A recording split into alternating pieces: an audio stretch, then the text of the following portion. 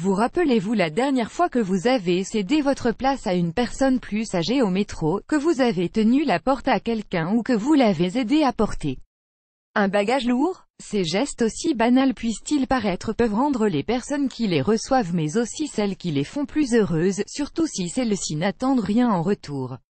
Ce sont ces actes de bonté qui sont à la base des relations humaines et peuvent dans certains cas changer la vie d'une personne.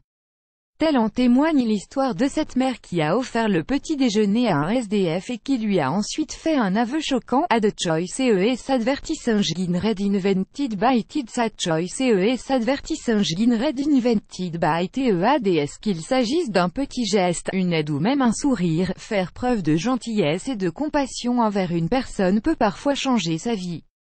L'histoire que nous vous proposons est d'ailleurs une preuve concrète que la bonté est une valeur noble que nous ne devons pas perdre. Une rencontre fortuite. Casey Fisher est une jeune maman et étudiante américaine. Un matin, en se rendant à son cours, elle s'est arrêtée au café pour prendre son petit déjeuner. C'est là où elle a remarqué un SDF assis sur le bord de la route, en train de compter sa monnaie pour voir s'il pouvait acheter quelque chose à manger. Touchée par la scène qu'elle a vue, Casey s'est approchée de l'homme et a voulu engager la conversation. Elle affirme qu'elle a été un peu collante et essayé de lui parler même s'il n'en avait pas vraiment envie. Puisqu'il n'avait qu'$1 sur lui, elle lui a offert un café et un bagel et lui a proposé de s'asseoir avec elle à la même table. L'homme, qui n'est pas habitué au tant d'attention, a accepté de partager la table de Casey et lui a même ouvert son cœur. Il lui a raconté combien c'était dur pour lui de ne pas avoir un toit où il peut se sentir à l'abri et comment les gens le méprisaient parce qu'il était SDF. Leur conversation est devenue encore plus intime quand il lui a raconté un peu plus de détails sur sa vie personnelle. Sa mère est morte des suites d'un cancer et il n'a jamais connu son père. Depuis qu'il vit dans la rue, et il consommait beaucoup de drogue, mais a avoué qu'il n'était pas fier de la personne qu'il est devenu et qu'il aurait aimé devenir quelqu'un dont sa mère serait fière. Ad choice ES advertising red invented by Tid Sad choice ES advertising red invented by TEADS. La confession choquante. Leur conversation a duré près d'1 heure. Casey a découvert plein de choses sur cet homme, nommé Chris. Quand elle s'est rendue compte qu'elle allait être en retard pour son cours, elle a voulu lui dire au revoir, mais celui-ci lui a demandé d'attendre le temps qu'il lui écrive un petit mot.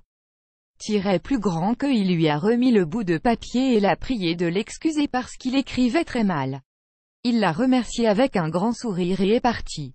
Casey a ouvert le bout de papier froissé et c'est là qu'elle a découvert quelque chose de très touchant. Chris lui avait écrit qu'il voulait se suicider aujourd'hui mais grâce à elle, il ne veut plus le faire maintenant.